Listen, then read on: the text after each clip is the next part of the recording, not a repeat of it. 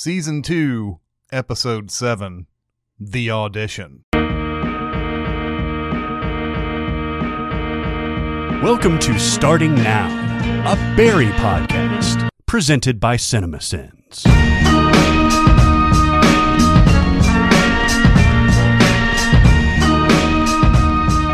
Hello, everybody. This is Starting Now, the Barry podcast. This is Chris Atkinson, joined by Barrett Sher.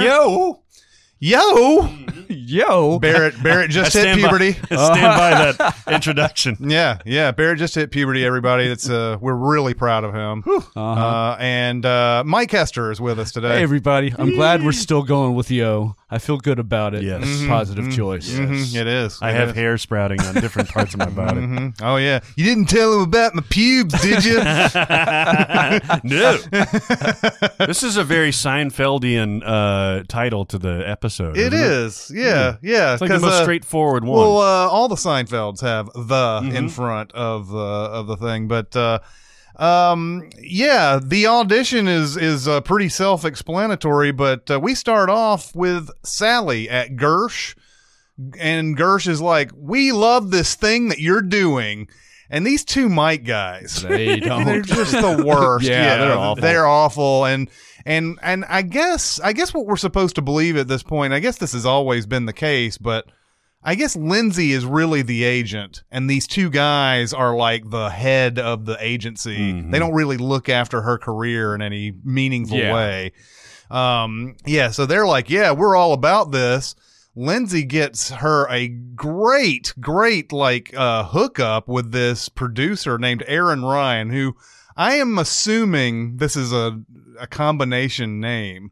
It could be Aaron Spelling, could be Ryan Murphy, right? Combined, or Aaron Sorkin. You got a lot of different. Yeah. The Aaron Ryan sounds so close to. I would probably lean towards what the first one. Aaron Spelling. Yeah.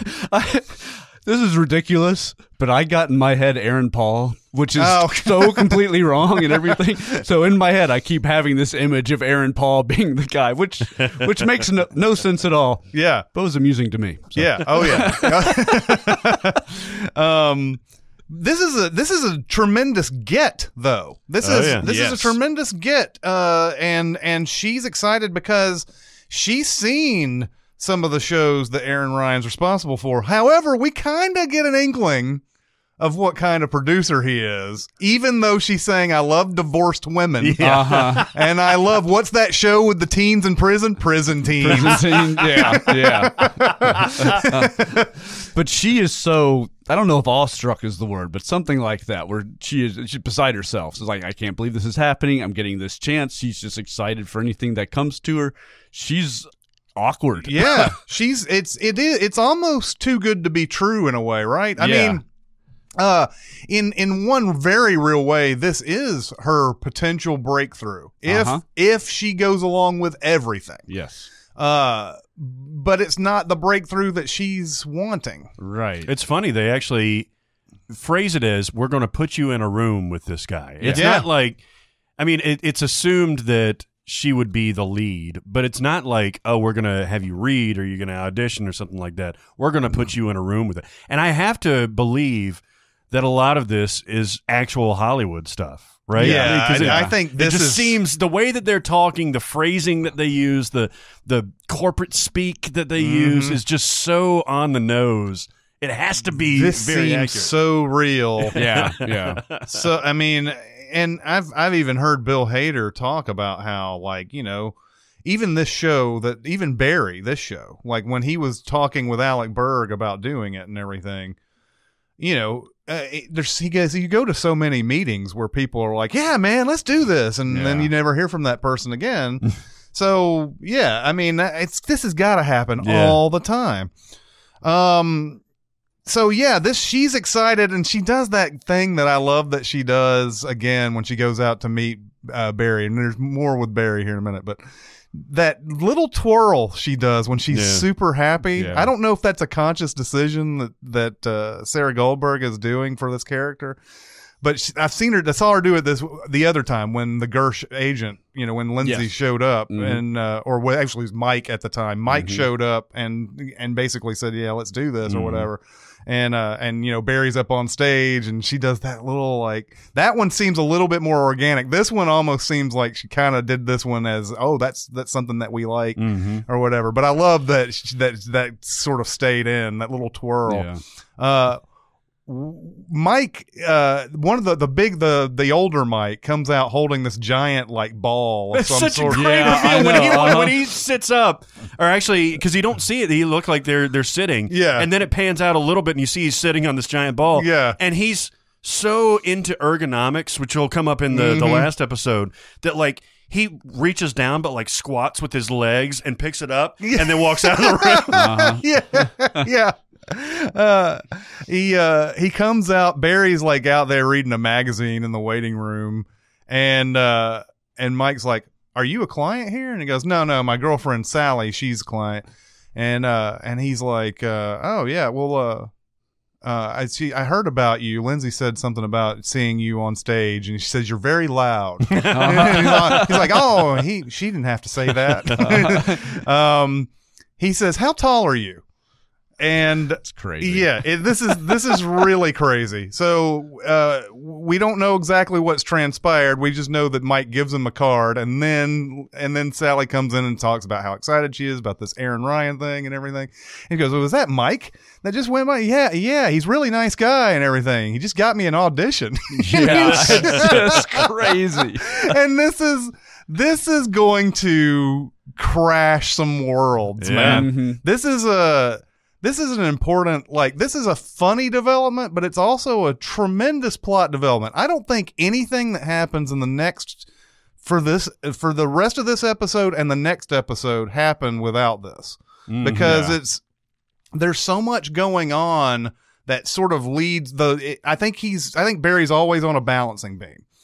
And if he gets tilted one way or the other, the actions that he takes become magnified. And I'm going to try to I'll try to explain that more as we get into the episodes and everything. But the fact is that, getting into a place as for acting and everything like that gets him into a place. And that's what leads to him, Sally being jealous of this. And I'm kind of getting ahead of myself, but Sally getting jealous of this, sort of not giving him any support and everything, leads to sort of a snapping point for Barry as well, even though there's a lot of stuff that really on its own could be a snapping point, I think.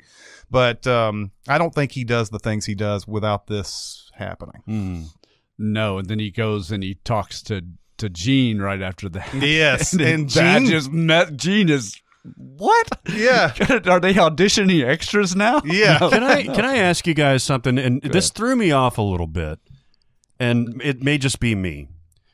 Barry seems like a dumbass in the first part of this episode. Yes. Yeah. And to me, it's a little bit out of character because he's like, it's just an audition for a movie. And they're like, feature? No, it's a movie.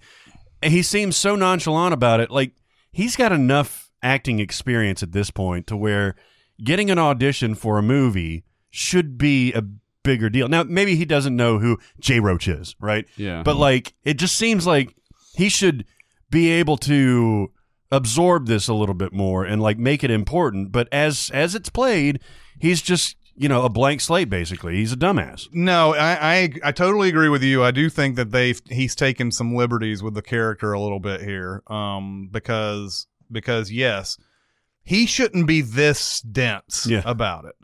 Being dense about how it affects Sally, that's one thing. But being dense about how big this is a really big thing. Like I don't understand what he's kind of a blank slate. Yeah, he is all the way through this until like the real action starts and everything. It does kind of play to his character. I've debated this some, and he really there's just a lot he doesn't know. He just flat doesn't know that this is a big deal. This is an amazing thing. And that this is going to blow a lot of people's minds. He just thinks just something that just happens. You just get an audition now and then. And I kind of bought it, but I definitely see your point. Yeah, he says, when he says, I got an audition, he's like, oh, I didn't know it worked this way or whatever, like just before the title. that's within character, but then like just that whole like afterwards, just like completely blank about just what this means is a little off, and so it works for the episode. It provokes a lot of comedy. It provokes a fabulous monologue later on, but like. It is a decision that they made that is a little bit different from what he would normally do. I wish that after this talk with Gene, where you kind of saw how blown away Gene was, they swim instructors, they can't cut this line. It's the title of the thing. Yeah. That maybe after that he would have understood a bit more that this is crazy. What's funny about the Gene thing is Gene is just as jealous as Sally is, and that's why he's going through this. Like, first off, he thinks that the pages that Barry's printed out are multiple copies of the script that he's in. And then he realizes he's in 4 scenes. And then you can see him sort of looking for, is there a way to cut this? Like, I don't want Barry to be this successful this fast. And then brings up that whole thing about the title. It's like it says here, we're a bunch of swim instructors or whatever. They can't cut that. That's the title. You can tell that he's just but then he's right after that. Yeah, I mean it's just a very little twinge of jealousy, certainly not to the level that Sally is. And then he switches into like astonishment, and I'm going to help you, and somehow this is going to benefit me too. Of course, of course. Yeah. That a little bit with that car ride that Barry and Sally have. Sally also mentions, and this is,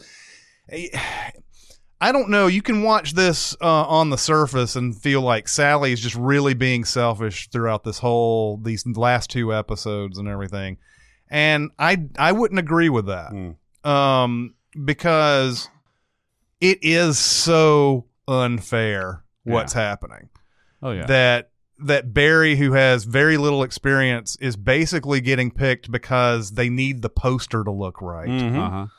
She's been working her ass off, and she can't get anything because she's not hot enough, and she's not this enough, and all these type of things. And then this asshole, 6'2", is all it is required for him. And she wants to be happy for him and everything, but he's oblivious, and so that's even more frustrating. She says and this is the part that I didn't know about, the audition he has for J. Roach is something that is you only get after 5 callbacks. That you usually guess you're going in with not even the casting director, but people under the casting director, which again is something that has to be like an actual thing in Hollywood. Yes, right? For sure. So you're doing that and those people tell these people, and then finally it gets to the point where you finally get that he's getting just moved up to this spot. And that's something he definitely doesn't know, because I certainly didn't know.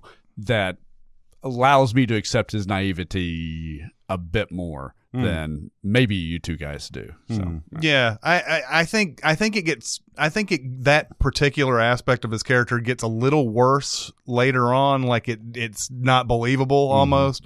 It works for comedy, but yes, it does. Yeah, but it's also. As a viewer, I kind of want to know where Barry and Sally are with each other. And we can tell they're not really connecting. They haven't really the entire season. They haven't really shown any intimate scenes with them since really the 3rd episode where they're, where she's Skyping and he's getting shot at and all that stuff.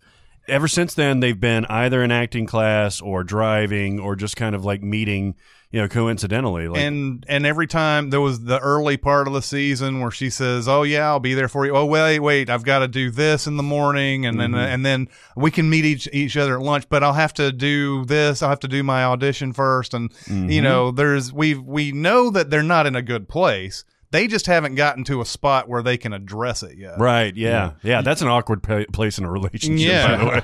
We really feel like a lot of life is getting in the way, but maybe she's just planning a lot. She doesn't have to go to yoga. She could spend time with him. Yeah. But so after Gene is,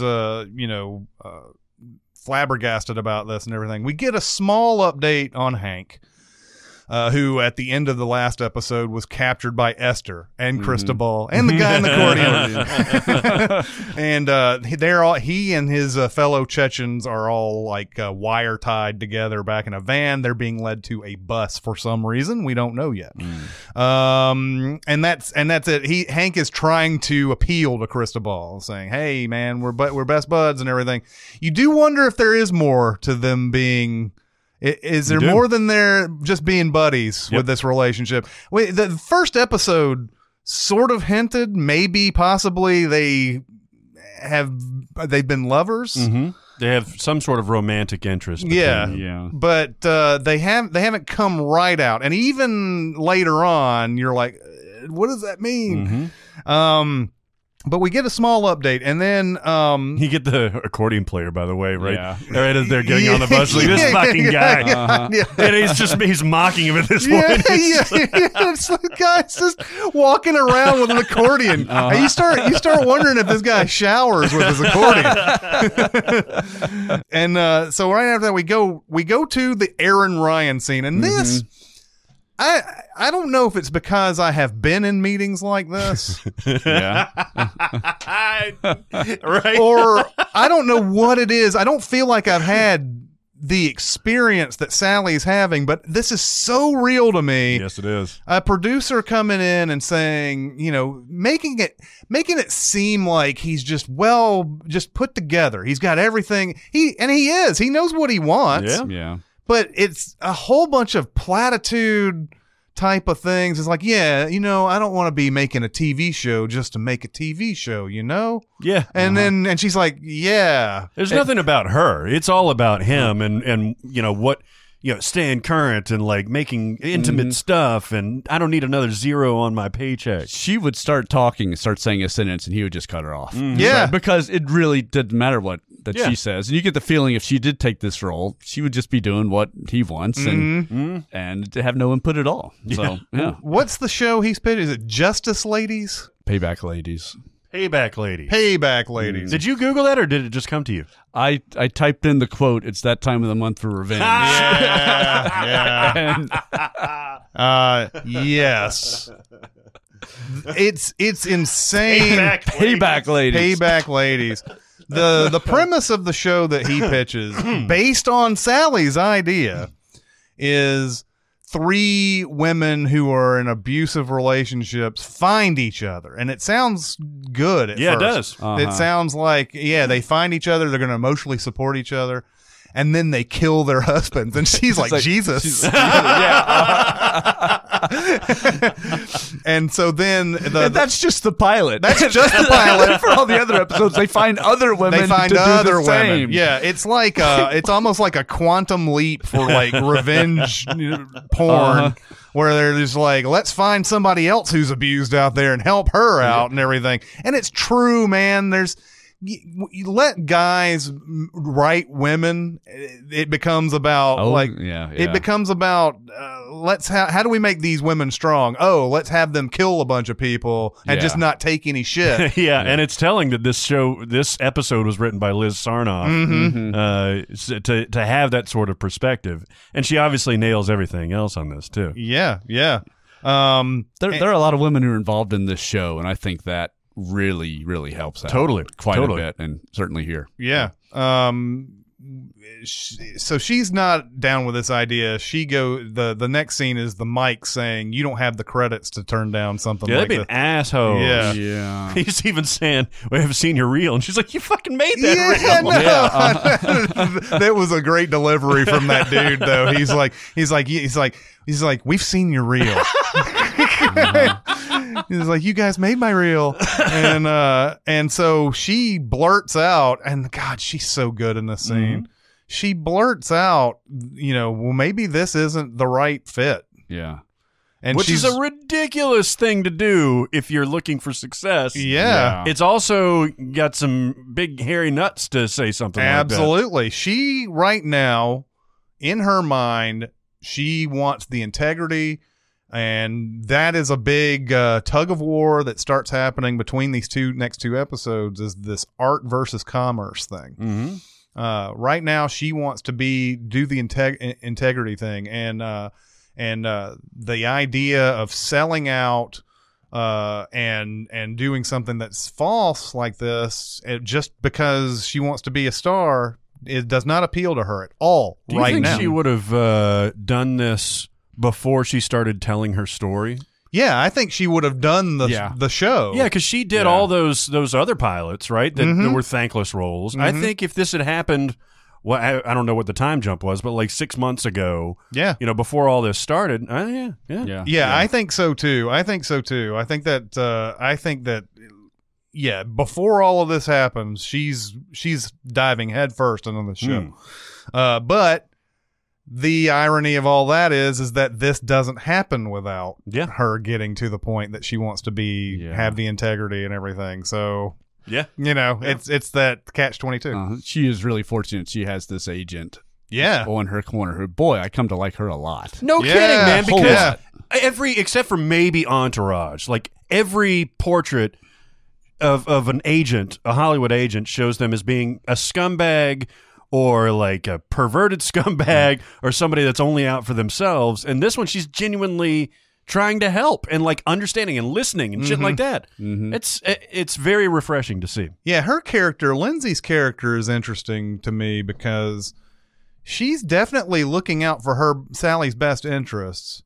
She apologizes way too much. All the time. Yeah. All the time. Way too much.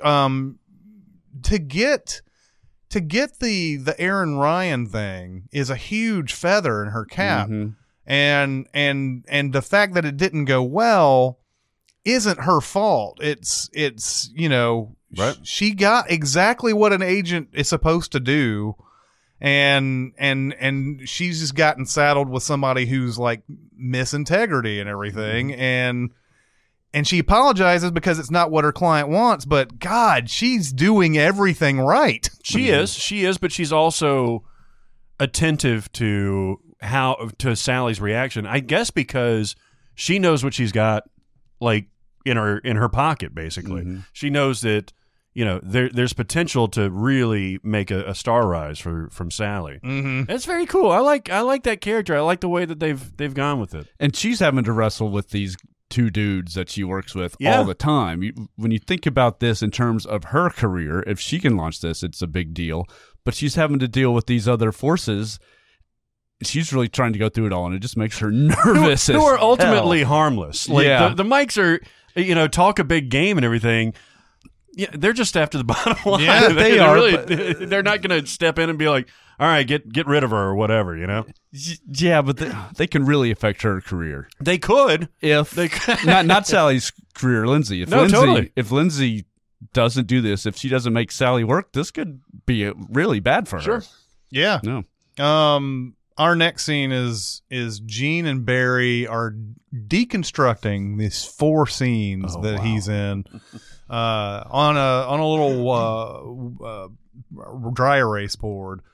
Scene 1, scene 2, scene 3, scene 4. Let's figure out the journey of the character JT that you're playing. In scene 1, he finds out that he's being cheated on. He's put the horns of the cuckold. And Barry is looking at him like, what? I don't want to look stupid, but okay, yeah. Basically the character arc is that he's getting cheated on. He decide in scene 2 he shits in a pie, and then scene 3 he tries to get him to eat the pie. Actually, I think he tries to get him to eat the pie in scene 2, but then in scene 3, by some sort of horrible happenstance, JT eats the pie. And then in scene 4, something about a little girl is able to swim and he doesn't have to go out there because he trained her. Taught her how to swim. There's so many little things in this. One of my favorite things, and it's Bill Hader doing a quick joke that it's easy to miss, is they say, Henry Winkler says, in scene 2, you eat the pie. What is that? And Bill Hader, he says, relief? No, I think go with vengeance. Bill Hader, this is a simple script, and he doesn't get it. He doesn't even understand this. It's obviously horrible. This movie is terrible. The funny thing to me is that this is the first time he's ever had to do anything. I guess that he was supposed to do a whole play at one point. We've never really seen him do that. It almost like it didn't even happen. The front page thing. The front page didn't happen because Kusino canceled it at the last minute, right? Yeah, what I'm saying is that we've never seen Barry actually go through an entire thing. No. He's only been through scenes on the show. He was supposed to do the front page, but we never saw that because Kusino did cancel it. But we never saw it, so in a way the show is almost saying he hasn't even done that yet, even though he supposedly technically has. This is the most he's ever had to do in one thing. So he's everything that he's done is got a beginning, middle, and end all in like a tiny amount of space, and he knows how to act that. But now he's got an arc where he doesn't know where the character's emotions are supposed to change over time, and he doesn't know how that works. No. But after that, they go. Yeah, after that, they go to one of the best scenes. This is the whole series. Yeah, this is one of the best scenes of the whole series. And when I first watched it, when it aired, it was about 30 seconds to a minute where I was like, "Whoa, this is a wow, holy shit!" It comes out of nowhere. It's just organic, and then it keeps going and going and going and going. And you're progressively like, yeah. Sally goes through probably 5 or 6 emotions through this entire thing. It goes about 2 minutes, I think. I think so, yeah. It's about 2 minutes. The camera is just on her, and she starts off talking about how this scene is. She wants to do this scene with integrity and everything, and then she's like, and it's not like that bullshit that the mics tried to give me today and all that, and then it goes to she's worried about not only getting the story right, but worrying that why is her story so special, and there are other women out there. Oh, am I going to be the voice of a movement? Yeah, that's a whole other aside. She's having this conversation with herself. Yeah. She goes through all that, and then there's the point where she's like, and then the one thing is making me insane is that it makes me very jealous is that you got to this audition and boy does she let it out here. She's like you guys, you can agree that I am better and I made you and all this stuff that comes out of her mouth. And then she gets back off of that for a little bit, and then she goes, of course I'm happy for you for getting this and everything. And this is the worst thing I've ever read, but she goes through, it's about 5 or 6 things. Yeah. And it's 2 minutes unbroken, just her going through just like her, what would you say this emotional state? What would be a good word for it? She's at the end of her rope in 2 different ways. She's at the end of her rope because she doesn't know if she wants to go all the way in her scene. And then she's at the end of the rope in 3 different ways, I guess, because she's being pigeonholed into this thing with the agents. And then she's at the end of her rope because she is insanely jealous of Barry. And all of those things combine into this combustible thing. Is neurotic the word? I think she could be described as neurotic throughout the entire series. I think it's the frustration that's it's selfish frustration. She is selfish. She's being selfish right now. If Barry weren't such a blank slate, which again is great comedy after this whole thing, then the other person would be crushed by this because she's saying pretty awful shit to him. And if she could literally do anything to him and he would stay with her. So she knows that she can get away with saying this, but it's all self-serving. But it's self-serving for a reason because she has every right to be frustrated. Yep. But yeah, the way that she expresses it is there's a way. There's a way to say this stuff without going there. I really thought in a season where we are presented a lot with truth and the story you tell yourself, that this was the most honest point maybe in the entire season. Sure. Because this is Sally. This is what she's thinking. She put everything out there. I really didn't feel like any of it was really unfair. She of course she's jealous of Barry, and Well, she there's no didn't reason make for him. her to deny. That's okay, but that's what she thinks. Yeah, I understand not that. not the last time we hear that, by the way. Yeah, and Gene thinks he's made Barry, and Fuches thinks he made Barry. Everybody thinks they made Barry because he's such a blank slate. But it's a fantastic scene and about as honest as you could get. And then the look on Barry's face as he's done. I think we've all had that look. Well, after we've had that kind of a conversation. Yeah, and I guess like he doesn't know what to do, so he goes back into his line. Right back into his line. But I don't know if it all just bounced off of him or if he processes that and he just doesn't know because he doesn't mention it. Again. So I think he's just kind of like, okay. Hey, shitbird. Well, yeah. As long as I'm not being told that you're leaving forever, then everything's cool with me. Yeah, I think he processes that later. That's something that was a lot. He just had a lot dropped on him, and he's got kind of a thick skull. And maybe later, later he thinks about that. But right now he can't. I could watch this scene on repeat. Mm-hmm. Yeah, that's how good it is. In the afterward on this episode, Hader says that she even added stuff to it. Yeah.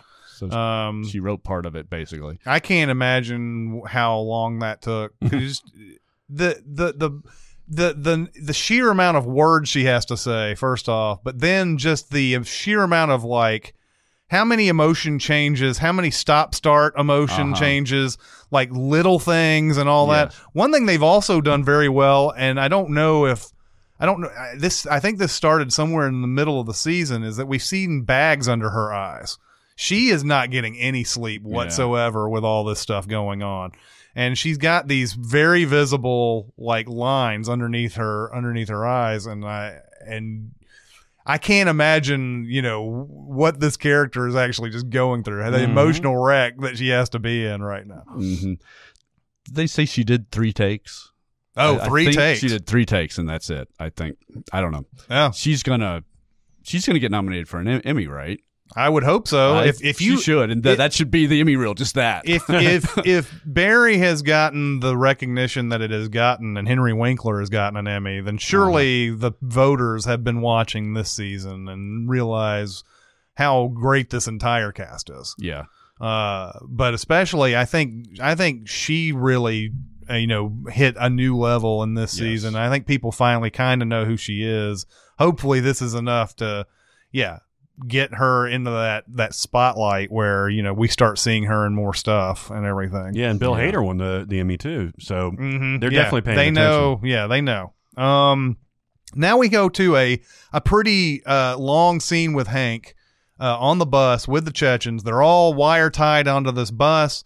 The Burmese are going to pour all this gasoline on the bus, set it on fire, and then leave into the night. Hank picks this time almost like the dude in Almost Famous on the plane, and Kramer and the whole cast on Seinfeld when they're going down too. That's the one where doesn't George admit that he cheated in the contest and everything? Yeah. That's the finale. It's the finale. Like in Almost Famous, there's everybody's finally saying what they want to say to each other and everything as the plane goes down, and the one guy's like, I'm gay, and then the plane, of course, rights itself. Hank goes through this whole thing. At this point, I don't think anybody thinks he's a badass, but he's admitting that he's not. I don't know how. It's a funny scene. Yeah. I don't know how anybody hears him because nobody's paying attention to him. Yeah, nobody's paying attention to him, but the aftermath of this scene makes it seem like what he said hit them in some way. Absolutely. So he says, I know that you guys look at me like I'm a big leader and everything, and he has that joke about like I'm very kind and gentle like an optometrist.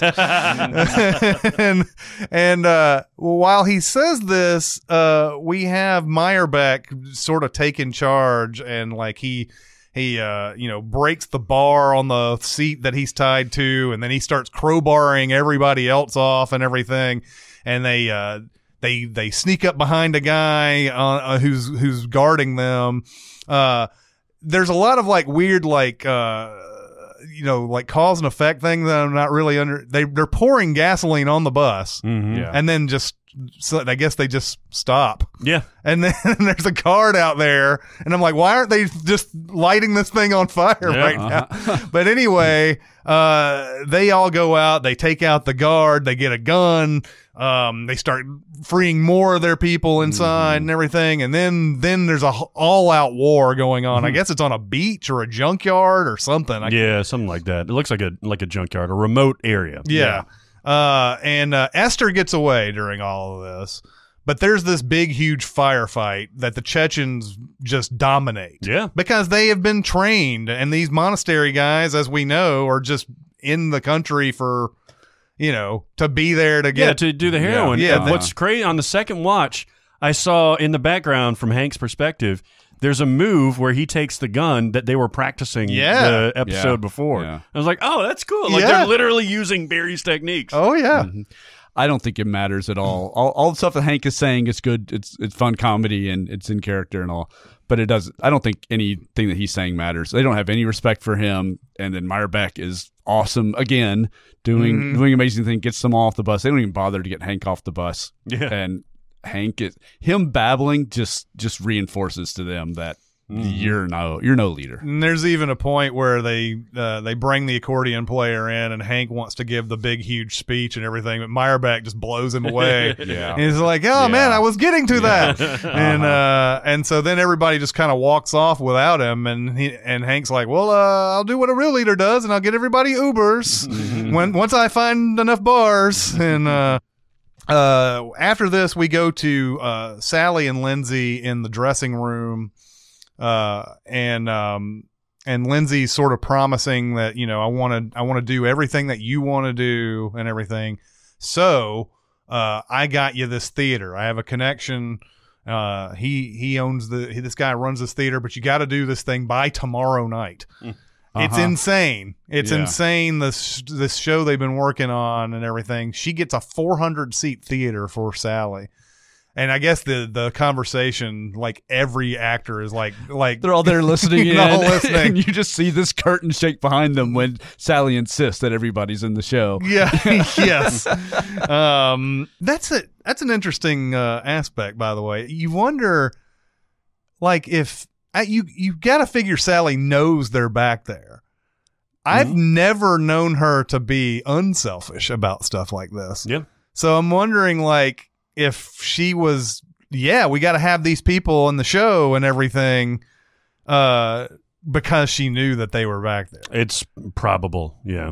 Or there's another possibility is that she wants to have enough room to have people do their stuff and be terrible, and then she looks good at the end. Yeah, she knows she's going on last, and you can't have a 400-seat theater filled and have a 2-minute thing. Exactly. You have to have other stuff. So she's not being selfish. I mean, she is being selfish. Right. There's a lot of ways you could go with that agreement, but you're right. I think the fact that there's 400 people coming in, they're going to have a show for them. We go to Barry's audition. Yeah. Barry is he's in the room outside waiting to go into J. Roach. And such a silly joke that I love. I don't know where this came from, but it's fucking great. I know. While he's in the room waiting to go into the audition, Gene calls him, because in the scene where they're deconstructing the scene, Gene says, "Oh, I'll be there with you at the audition. Everybody brings a scene partner," so on and so forth. Which is, bullshit. Yeah. But Gene calls him and says, "I'm sorry, I'm not going to be there today because a detective named Kenneth Goulet, played by Fuches, is saying that he can find Janice for him, or maybe find Janice for him. We don't know." Man, I love that this show can do this. It just, we're having all these different things, all these different emotions, and then we're just going to go really, really dark now. And it goes there, and it is real. This is why I love this show so much. Yeah. And Goulet, he gets on the phone with Goulet Fuches. Yeah. And he just, his world just explodes. This is Stephen Root at his most like sinister I've ever seen him. Oh, like, absolutely. Like, remember in Get Out where he was sinister, but he wasn't like. He never really got to this level. No, it was all about the procedure and all that stuff. I've seen Stephen Root in so many things, and he's always like a comic actor. This show has given him a chance to really like be like that bad guy, and he is really bad, and I mean like a bad guy in this. And to see Stephen Root get to this level right here is something I hadn't seen him do ever. Maybe I have, I don't know, but it seems like everything I've seen him in comedy, little bit of like Sinister and Get Out, but like this is, oh yeah, he's like now who's out of moves, Barry. Yeah, what's crazy by the way is that Barry immediately says, I'll go back to Cleveland, I'll start killing again. And he's past that, which is weird for Fuches. Like you'd think he'd be like, okay, maybe I've got this guy and we can get back to normal, but he's past it. He's like, I'm just going to get revenge on this guy, basically. I think as soon as he does anything to Gene, if he steps away from Gene, Barry's going to go back on all of that. I think that's what's in his head. It's hard to speculate because he's in a dark place. Yeah, he is. But I think that he goes to that. I also think he has in his head heroin, Chechens. Yeah. Maybe there is another act for me, and maybe I don't need Barry. I think that's exactly what it is. I think it's exactly what it is because that's exactly what he is about to do is he's trying to get in good with this outfit and everything, and he has to just prove himself once, and we'll get to that later. But if he can prove himself as somebody who can negotiate and all this type of thing, he's in. He can make a good life for himself doing that. So yeah, I agree. I think at this point he's done. He doesn't care if Barry falls off the face of the earth at this point. He's just going to get revenge, and he's got another angle at it. We do get into Barry's audition with Jay Roach, which is fan-fucking-tastic. Yeah, it is. So the very first question he is asked is, how tall are you? And this is the only important thing to them. I'm pretty sure this is the only important thing. And he's like, I'm 6'2". And he's like, okay, well, we're going to get right into this. And so like, they have the guy who reads and all these stupid accents and shit, and reading in the lines. And then I got a Michael Shannon vibe from Barry in this. If Michael Shannon were to audition for a comedy like this is how he would read for it and everything. And he's like, oh yeah, I'm gonna shit. I'm gonna literally or whatever. The detail they put into the script they're reading to make it so bad and to have shit and shit references in it is phenomenal. When the second time I watched it, and I was a little bit past I knew what was happening, so I didn't have quite the emotional connection to this scene. And then you start paying attention to those little things. People at home, if you watch it again, listen to the script. Like, really, honestly, when you think about this script, he's in 4 scenes. He's apparently one of the leads.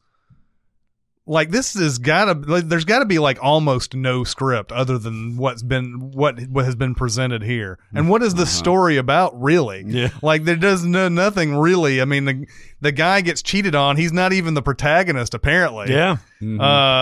And then like there's a scene where like he's happy that this girl is swimming because he taught her how to swim. Yeah. Like, what's happening in between all of this? I don't think that's the point, obviously, but there's really nothing to this script at all. There's no story. You want some pie? Yeah. Oh, that's great. He's like, yeah, Gene's trying to teach me some inflection. Want a piece of pie? He told me to put some mustard on it. Yeah. Do you think there are other other parts to this movie that we're not saying? There has to be, but it's just totally disconnected at the end. Yeah, if he's a swim instructor and there's these major scenes like that he's supposedly in, we should fill in the blanks on swim instructors and write this script. I guess he is definitely. I mean, this is definitely a character who's just a side character, but. It's weird how everything's presented. Of course, it's through Barry's eyes. When Barry says, "I think he might be one of the leads," we don't know. Barry doesn't know. Yeah. So, and that's part of why they don't really care if they get a great guy. They need somebody to look good on the poster. That's the thing. He's going to be on the poster. He's going to be on the poster. So well, even as he's leaving, she's like, because he essentially bombs the audition. Jay Roach is saying, "You really underplayed that. He doesn't give a fuck." Yeah. And then as he walks out, she's like, "That was Barry Block. He's 6'2". Yeah. He made a legitimate impression, and I feel like we're not done with swim instructors. I feel the same way. I feel like this is going to come back. He's definitely getting this part. The funny thing that Jay Roach says is that it's like, wow, you really underplayed it. You didn't do the jokes, and there's no jokes. Yeah. There are no jokes in that whole thing. And also when you look at this audition and you think about this character in this type of movie, that audition is perfect. I don't know if he bombed it. I don't think he bombed it. Right. He did it very, very differently. Yeah, he did it way different than they expected because most people are going to go in and indicate every single little thing and everything.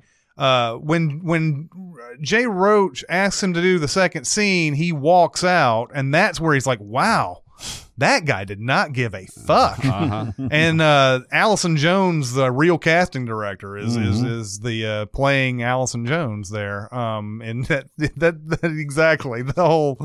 He's 6'2". I was wondering if they, after seeing him here, is his destiny to be like a character actor? Is this something that we're going to see and maybe in season 3? Could be he's kind of flat, which is how Bill Hader kind of started his career too. Yeah, so as being like Forgetting Sarah Marshall and Superbad and shit like that. I have an idea, and we'll get into the next episode. I have an idea of how both he and Sally's character arcs are going to be. I'm looking forward to talking about that in the season next 3. Episode, yeah. So, but yeah, I think we've definitely seen the beginning of Barry's film career here. Now we get to our finale here. Fuches leads Gene out into the woods and says, and pretends like he doesn't know where the car is, and even says, "What kind of tree is that over there?" And then it just happens to be where the car is parked. And this is probably the breaking point for me with Fuches. Like, he's done a lot of evil shit, obviously, but just for this self-serving purpose, he's going to show a dead body, his ex-girlfriend to him. It is just the lowest of the low, the darkest of the dark. And, but he's like, "Are you ready?" Blah, blah, blah. And of course, Gene is going to want to see. Yeah. Which is, I think, what any, a responsible detective would be like. You don't want to see this shit. Get the fuck away from here. Yeah, and he's silent, too. From the moment he sees the car, he says, "Yes, that's the car." And then he's like, "Well, let's go up here. I'm going to open the trunk. Is that okay?" Well, actually, before they even get to the trunk, he gets his phone and calls the cops. Yeah, that is another thing where the cops are just bad again. They just accept it's a genius move by Fuches. It is. But man, that doesn't work in real life, does it? God, I hope not. Just call in for someone else, pretending to be someone else, and saying that you murdered your girlfriend. They have to suicide. They have to investigate that, right? Yeah, you would think so, especially since she's a detective. Yeah. But yeah, you're right. The cops are bad all the way around. But I guess the idea in his head is that he then turns around, shows Gene the body, and kills him. That is what Fuches is planning on doing. Yes, I get. Yeah, so that means that that'll implicate Barry. Well, no, it won't implicate Barry. No. That's a weird circular thing. It is. If he does kill him, what's the end game there? It's just. Like he's saying some badass shit before I pop a cap in his ass, right? Like, there's no need to actually do that. Do you think in a simple way, I know we said earlier that he's thinking about the Chechens and heroin, but in Fuchs' head, does he say, if I pin this on Gene and kill Gene, he's done with all the acting stuff and he can work for me again? Oh, that could be a good explanation. But again, we go back to Barry saying, maybe there's two things going on here. Barry does say that I'll go back killing for you if you just leave him alone and everything, but maybe in Fuchs's mind, he doesn't want him to be distracted by this acting thing. So killing Gene is still part of that. Like, yes, he wants Barry to come back and kill for him, but he needs Gene out of the way too, because as long as Gene is still alive, Barry's going to still want to do acting classes and continue to put himself in danger, and to be seen and known and all that, and to have this rival father figure. Yeah, that was the thing we sort of skipped on. Before they go out to the woods, they look around in the house and everything. And there's this whole thing about, Barry, wait a minute, was it, it's a whole thing in the house where Gene says, this guy showed up to me and he had no support. He was like a plastic bag in the wind, which I'm wondering is just an American Beauty reference. Yeah, I think so. And that raw truth being hammered into Fuchs with, there may be nothing more devastating than hearing somebody say unfiltered truth, but they're not saying it at you. They're saying it about, he doesn't know, Gene doesn't know that Fuchs is the guy that he's really talking about here, that Fuchs didn't give him any support or anything. But he's saying this, he didn't have any support, and he doesn't have any idea who Fuchs is. There's nothing more devastating than that kind of truth, because that's somebody like not trying to hurt you. There's not a thing behind it where you're trying to hurt the person. There's no filter to it or anything. It's just pure truth is all it is. Sounds like a gut punch, and you're not really able to react in some way. Just imagine it. Imagine that. Let's switch the scene that Gene does know Fuchs somehow. Okay. And he does know that Fuchs is this way towards Barry and everything. And then he said that the impact isn't as good though. It's very different. Yeah. The impact is, I want to hurt you. And I think we as human beings sort of like absorb that. But when someone doesn't have any idea and they just sort of toss off this raw truth like that, God, it's devastating. While they're at this car and Gene finally sees the body and everything, Barry's making a mad dash. He's walked out of his audition. He got in the car. He's driven down to the site. He is like tearing it down there, and he parks his car. He runs, and then Fuchs, I'm trying to remember, I thought the phone call was after they saw the body, but it was before? Yeah, it was before they approached the body. Okay, so, but they've opened the trunk. Oh, yeah, that's true. Yeah. He comes back. Because he has to get on the phone first, and then he comes back, and then he points the gun at Gene into the show. Great cliffhanger. Fantastic cliffhanger. Yeah. That's all I did for a week was think about how are they getting out of this? What happens now? I had not up to this point, but around this point, I had binged the episodes. So I was just one after the other. This one I had to wait like everybody else. I was like, oh, shit. Yeah. I loved it. I love that somebody on Twitter tweeted something like, boy, I don't know how they're going to get out of this. And Gene gets out, and Henry Winkler tweeted, me too. Yeah, because you expect this shit to go down. Like, there is no way out of it. He's completely catatonic, or you think that Fuchs is himself a killer, but we've never seen him kill anybody. No. So, yeah. Well, I think that plays into it because, well, we'll get into it in the next episode. Oh, that's a cliffhanger in its own right. Yeah, I was the same way about this because, when I was thinking about it, I was like, I feel like these three characters essentially have plot armor, Barry, Fuchs, and Gene. So I was like, there's got to be something that happens where Barry like distracts Fuchs or something like that. I don't know what's I felt pretty confident that there was no way that any of them would die from after this. I was thinking maybe Barry would snipe him but not kill Fuches, like shoot him in the leg or something. Do the Mission Impossible thing that Cruise does, and he shoots the actual guy. You know what? I actually thought if there's one show that's gonna go there, it would be Barry. Mm-hmm. Like if there were one show where you're gonna kill the one of the most important characters, like a Ned Stark type of thing, this show might do that. It might, although I can't imagine this show going on without Gene. No, I agree. And that's something we'll have to speculate about on this next episode. But I can't imagine how the show survives without it, because as much as I love Barry and Bill Hader and all this and all the stuff that's going on, you need to have Gene in here. Yeah. It doesn't make it. The show doesn't, I don't think, runs right without him. So it'll be interesting to see. Mm-hmm. That's episode 7 of season 2. Where can people talk about this episode, Barrett? Go to Twitter and follow @NowStarting, and also we've got the link in the tweet and the show notes and all that stuff for SoundCloud.